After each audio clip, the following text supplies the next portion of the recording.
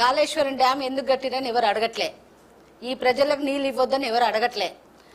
ఇక్కడ ఉన్న రైతులకు కాంగ్రెస్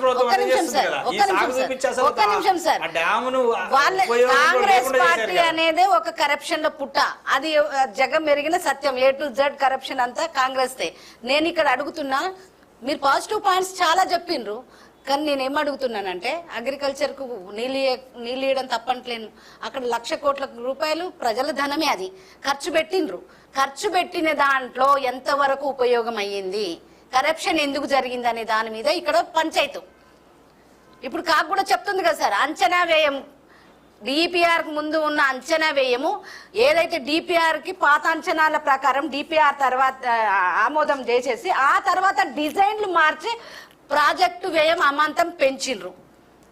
ఇక్కడ ఇచ్చారు 122% పెంచిండ్రు. దానివల్ల 50% కూడా ఉపయోగం లేదని చెప్తా ఉన్నారు. నేను అదే చెప్తున్నా సార్, 63,000 కోట్ల రూపాయల ప్రాజెక్టు మీరు తయారు చేసి దాన్ని అమాంతంగా 1,02,000 కోట్లకు మీరు పెంచేశారు. పెంచినప్పుడు అక్కడ ఎక్కడ అవినీతి జరిగిందో అని ప్రశ్నించాలి కదా. అంటే అది ఎందుకు పెరిగింది, అమాంతంగా ఎస్కలేషన్ ఎందుకు అయ్యింది, దేని వల్ల అయ్యింది, అక్కడ ఏం జరిగింది, మరి కూలిపోయింది, మరి ఇక్కడ కాంట్రాక్టర్ తప్ప, ఇంజనీర్ తప్ప, కట్టించిన పెద్దలది తప్ప, ప్రభుత్వాన్ని తప్ప తేల్చాలనా వద్దా? ఇది ప్రజల డబ్బు, ప్రజలు క్వశ్చన్ వేస్తారు కదా, మీరు ఎందుకు కట్టిరని ఎవరు అడగట్లేదండి. చర్చ జరుగుతుంది, ప్రజల డబ్బు కాబట్టి అదే నేను అడుగుతున్నాను. ఈ రోజు అడిగింది కూడా అదే, ఈ రోజు కమిషన్ అడిగింది కూడా అదే. వారిని అడిగినా కూడా, హరీష్ రావు గారిని అడిగినా కూడా, ఈ రోజు మా ఈటల రాజేందర్ గారిని అడిగినా కూడా మీరు ఈ విధంగా ఎందుకు జరిగిందని అడగడానికే కదా పిలిచిండ్రు. ఎక్కడ కరప్షన్ జరిగిందో తెలుసుకోవాలన్నా వద్దా? చెప్పారని కొన్ని బయటకు వచ్చినా కొన్ని బయటకు రాకపోయినా సరే, కమిషన్ ముందు చెప్పిన విషయాలు ఏంటంటే నాకున్న ఇదైతే సార్ నేను చెప్తున్నాను, ఇవన్నీ కంటి తొడుపు వేషాలే.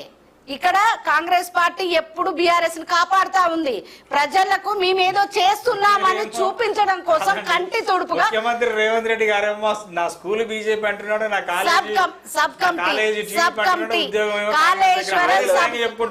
స్కూల్ నుంచి వచ్చినానని. మేము కూడా అదే చెప్తున్నాం, మా స్కూల్లో చదువుకున్నాడు డ్రాప్ అవుట్ అయిపోయి పక్క స్కూల్లో జాయిన్ అయ్యి దరిద్రుడుగా తయారైంది అని చెప్తున్నాం మేము. మా స్కూల్లో జాయిన్ అప్పుడు బాగానే ఉన్నాడు, మరి ఈ విధంగా మాట్లాడితే ఏమంటామండి? నన్ను కోసేసినా లేవు, నన్ను చంపేసినా లేవు, నా చెప్పులు ఎత్తుకపోతాడు అంటున్నారు. నన్ను ఒక ముఖ్యమంత్రి అన్నాక ఏమనాలి చెప్పండి?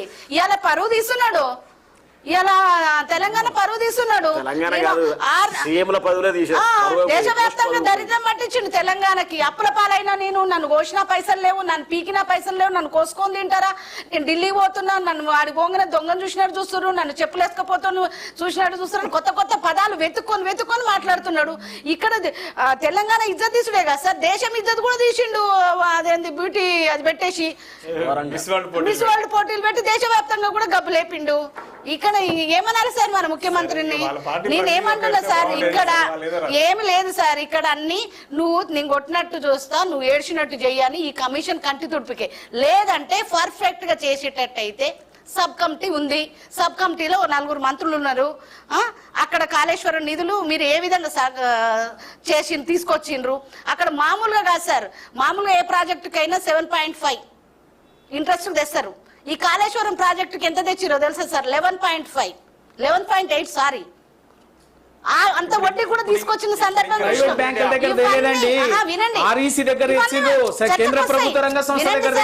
ఇవన్నీ చర్చకు వస్తాయి. ఇవన్నీ ఏవి ఆయనకు పట్టట్లేదు. అవన్నీ ఏంది అంటే కంటి తుడుపుగా. మరి ఆ సబ్ కమిటీలో ఉన్న మంత్రులు మిగతా వాళ్ళు కూడా రావాలి కదా, మరి మిగతా వాళ్ళకు కూడా నోటీసులు రావాలి కదా, అక్కడ ఏం జరిగిందో చెప్పాలిగా. హరీష్ రావు ఒకటి చెప్తాడు, కేసీఆర్ ఒకటి చెప్తారు, వీణ ఒకటి చెప్తాడు, నిన్న తుమ్మల నాగేశ్వరరావు ఒకటి చెప్తాడు. అంటే ఇక్కడ ఏముంది, ఇది ఏది మొదలు పడేది కాదని మనకు అక్కడ క్లియర్ అర్థమైతుంది. ఆయన మెయిన్ ఉన్నాడు, హరీష్ రావు గారు ఉన్నారు. ఇవన్నీ వాళ్ళు కంటి తుడుపుగా ఈ చర్యలు ఏవి చేసేవి కావు.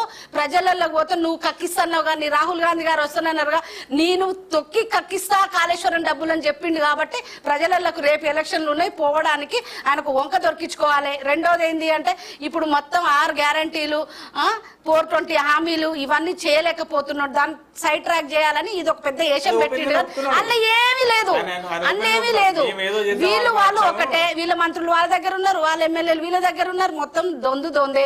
ఓన్లీ జెండాలు మార్చుకుంటున్నారు కానీ ఎజెండాలు ఇద్దరు ఒకటే ఉన్నది. భారతీయ జనతా పార్టీ, మీ అమిత్ షా, మీ ఏం చేయాలి మేము? సిబిఐకి ఏమని అడుగుతున్నాం సార్, సిబిఐకి ఏమని అడుగుతున్నాం, సిబిఐ అడుగుతున్నాము. నేనేం అడుగుతున్నా, మేము మంత్రి పదవులు తీసుకొచ్చి ఇయ్యలే కదా, మేము మంత్రి పదవులు ఏమి ఇయ్యలే కదా, రాజీనామాలు కూడా పెట్టియకుండా. ముఖ్యమంత్రులు చేసినట్ల మీరు ముఖ్యమంత్రులు అసలు ముఖ్యమంత్రి ఎవరు? అసలు ముఖ్యమంత్రి ఎవరు? మేము రాజీనామాలు పెట్టించి తీసుకొచ్చినాము. అంశం వేరే, మనం అది వేరే సందర్భం. ఇప్పుడు అదే జరుగుతుంది సార్, రెండు ఒకటే. ఇవి బయటకు వచ్చాయి కావు, సెటిల్మెంట్లు చేసుకునే వ్యవహారం నడుస్తుంది అక్కడ.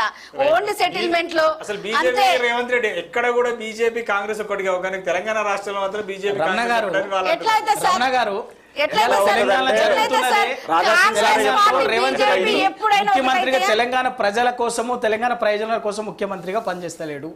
ఇవాళ ఇంత మేడిగడ్డని, కాళేశ్వరంని కుట్రపూరితంగా ఇంత బదనాం చేసి దాన్ని ఎండబెట్టి 18 నెలలుగా తెలంగాణ రైతాంగం ఉసురు పోసుకుంటా మళ్ళీ పాత రోజులు తీసుకొచ్చే పరిస్థితి తీసుకొస్తుంది. ఎందుకు అంటే ఇవాళ ఈ మేడిగడ్డని బూచిగా చూపించి, దీన్ని బూచిగా చూపించి మొత్తం కాళేశ్వరాన్ని కుప్పగూల్చినట్లయితే తన రాజకీయ గురువైనటువంటి చంద్రబాబు నాయుడు గారికి బాజాప్తా ఆంధ్రాకి 200 టీఎంసీలని గోదావరి బంకచర్ల లింకేజ్ ద్వారా 200 టీఎంసీలు తీసుకుపోవటానికి ఇదంతా ప్రయత్నం.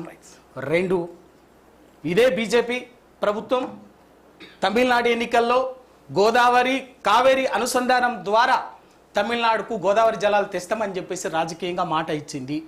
తమ రాజకీయ అవసరం కోసం తమిళనాడు ప్రజలకు ఈ గోదావరి నీళ్లు తీసుకుపోవటానికి ఇక్కడ మేడిగడ్డ అడ్డంకిగా ఉన్నది.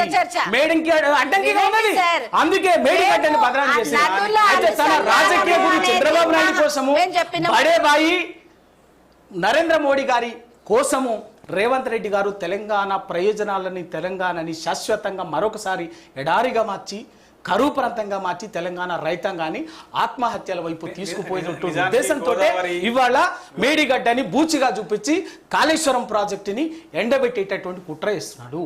అది వాళ్ళ దానికి నిటారుగా నిలబడింది వాళ్ళ తెలంగాణ రక్షణ కవచం లాగా, ఒక శక్తివంతమైనటువంటి టవర్ లాగా ఉన్నటువంటిది ఏంటంటే కేసీఆర్ గారు. ఎవరు ఒప్పుకున్నా ఒప్పుకోకపోయినా అది నిజం. టీఆర్ఎస్ అందుకోసమే కేసీఆర్ గారి ప్రతిష్టని మసకబారేటట్టుగా చేసినట్టయితే కేసీఆర్ చెప్పండి, ఏం చెప్పిందో చెప్పండి. ఏం చేసిందో చెప్పండి.